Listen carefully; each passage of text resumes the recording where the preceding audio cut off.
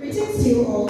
My name is Anna Biofobia, a 16 years old and girl who was born and raised in Jolona, who currently lives at Spinza. I'm delivering 11 at Kakamba City Secondary School. My motto is, a queen is not afraid to fail. Failure is another stepping stone to greatness. Be your own kind of beauty, and being patient will be your strongest attribute. Be a kind of hope, stand tall, raise your hand, and believe on the inside. I thank you.